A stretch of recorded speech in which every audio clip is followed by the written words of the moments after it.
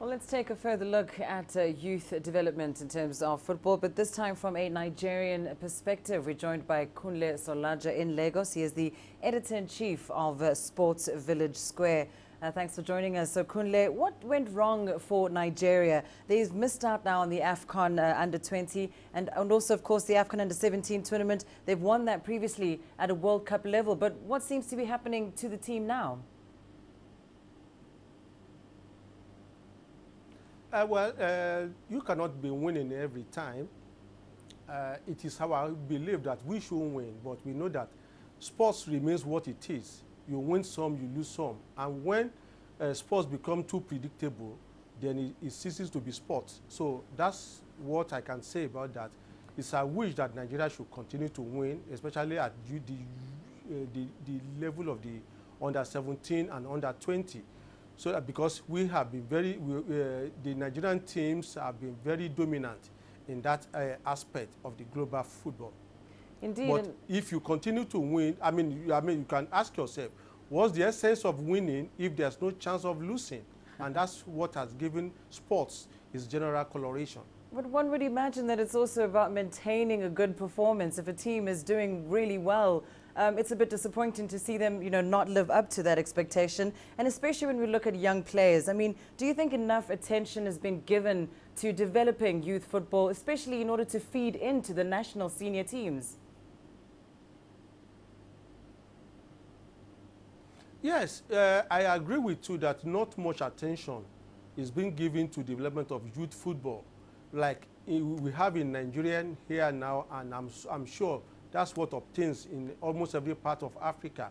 We have all sorts of academies springing up here and there, instead of actually developing the youth football from the secondary schools, from the primary schools, because that is where you can really get the real under-17 and the real under-20 players. But when you start from them, from the academies, you discover that most of these players have long finished from school, they've long graduated, but because they have small stature, they can still claim to be underage. And by the time you feel such players, under 2-3 years, because they are not competing, you didn't actually get them at their actual age.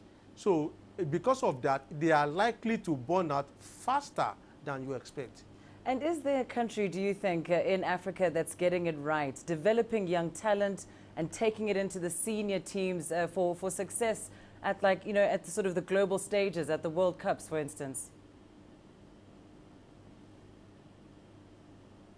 Well, I still believe that no African country has a conscious effort to develop youth football. Most African countries want ready-made products. That's why you see clubs, you can hardly see clubs in Africa that have youth teams like you have abroad now, in Europe, for instance, where you see the Premier clubs also having their youth teams. It is just about this season in Nigeria, for instance, that youth teams are being encouraged in various clubs. We've just about 2-3 weeks ago, we just have in Nigeria the Premier League sides having their youth clubs competing, converging in certain locations and competing. This is what should have been done almost 22 years ago when we started professional football in Nigeria. But it is just now that this is starting. And I'm sure it's the same thing in most African countries. Most clubs want ready-made products, and that's why you see players in African clubs signing yearly contracts.